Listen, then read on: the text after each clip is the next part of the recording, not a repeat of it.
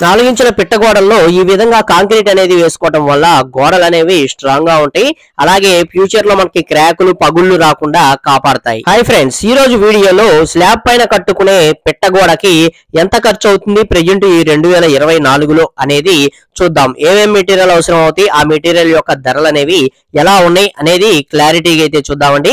Video అనేది పూర్తిగా చూడండి, అప్పుడే మీకు క్లియర్ గా అయితే అర్థమవుతుంది. అలాగే గోడ అనేది ఎంత ఎత్తు పెట్టుకోవాలి, ఇలాంటి ఇన్ఫర్మేషన్ కూడా తెలుసుకుందాం. ఫ్రెండ్స్, మీరు ఇంటికి సంబంధించిన గోడలు అనేవి సిమెంట్ రాళ్లతో కట్టుకోండి, వెయిట్లెస్ బ్రిక్స్ తో కట్టుకోండి, వెయిట్ తో కట్టుకున్నా సరే పైన వచ్చేసరికి స్లాబ్ పైన పిట్ట గోడలకు వచ్చేసరికి మీరు ఇటుక రాయితోనే బిల్డ్ చేసుకోవాల్సిన అవసరం అయితే ఉంటుందండి.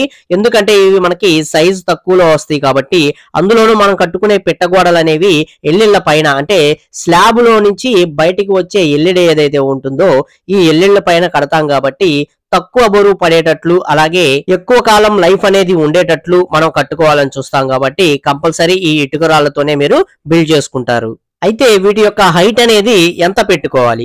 వీటి యొక్క హైట్ అనేది మనకి కంపల్సరీ ఒక 3 అడుగులు ఎత్తు అనేది మనం కట్టుకోవాలండి.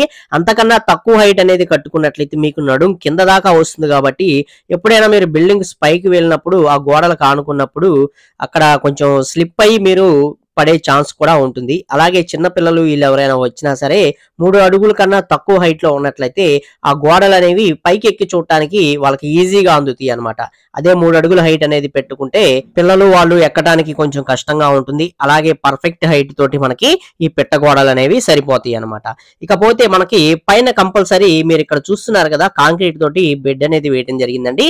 ఈ బెడ్ అనేది కంపల్సరీ వేసుకోండి. ఇది వేసుకోవడం వల్ల మనకి కలిగే ఉపయోగం ఏంటంటే ఈ బ్రిక్స్ ఏవైతే ఉన్నాయో వీటిలన్నిటిని కలిపి ఈ పైనుండే కాంక్రీట్ అనేది మనకి పట్టుకొని ఉంటుంది. కంపల్సరీ దీనిలో రాడ్స్ అనేవి వేస్తారు. రాడ్స్ వచ్చేసి హెవీ రాడ్లు ఏమి వేసుకోవాల్సిన అవసరం లేదు.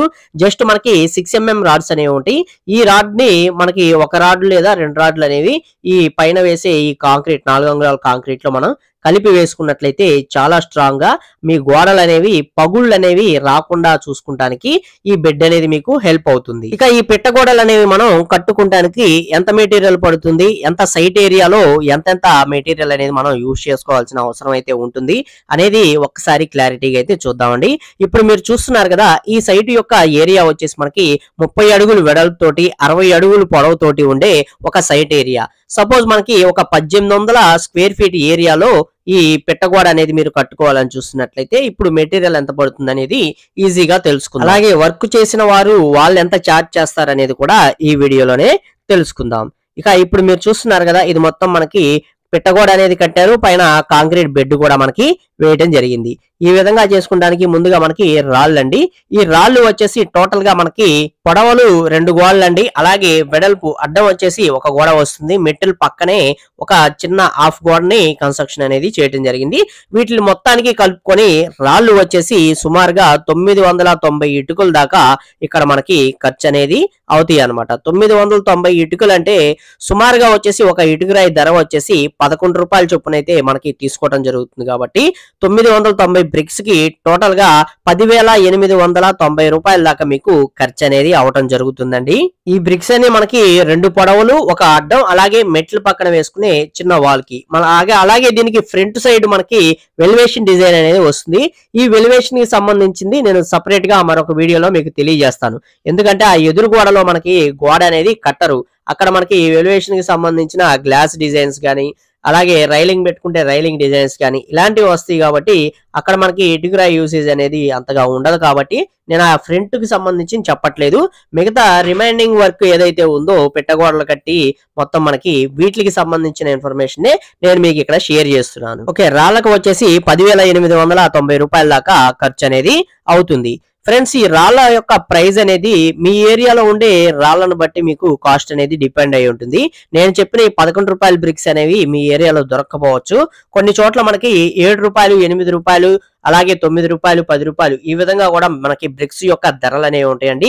మీరు తీసుకునే క్వాలిటీని బట్టి బ్రిక్ యొక్క ధర అనేది డిసైడ్ అయ్యి ఉంటుంది అనమాట. కాబట్టి మీరు తీసుకునే బ్రిక్ ను బట్టి మీరు ఇక్కడ కాస్ట్ అనేది ఎస్టిమేషన్ కింద తీసుకోండి, మీకు పర్ఫెక్ట్ లెక్క అనేది రావడం జరుగుతుంది. ఓకేనా, నేను చెప్తుంది 11 రూపాయల బ్రిక్ అనేది తీసుకుంటే మీకు 10,890 రూపాయల దాకా ఖర్చు అవుతుంది 990 బ్రిక్స్ కి. అలాగే నెక్స్ట్ శాండ్ అండి. ఈ శాండ్ వచ్చేసి మనకి ఒక యూనిట్ ఒక ట్రాక్టర్ దాకా మనకి తెచ్చుకోవాల్సిన అవసరం అయితే ఉంటుంది. తెచ్చుకుంటే కట్టుకున్నది పిట్ట కూడా కట్టుకోగా మిగిలింది మనం మిగతా వర్క్ లో యూజ్ చేసుకుంటాం కాబట్టి సుమారుగా ఒక ట్రాక్టర్ అనేది మీరు కంపల్సరీ తెప్పించుకోవాలి. ఒక ట్రాక్టర్ ధర వచ్చేసి ప్రెజెంట్ 4,500 రూపాయల దాకా మీకు తీసుకోవడం జరుగుతుందండి.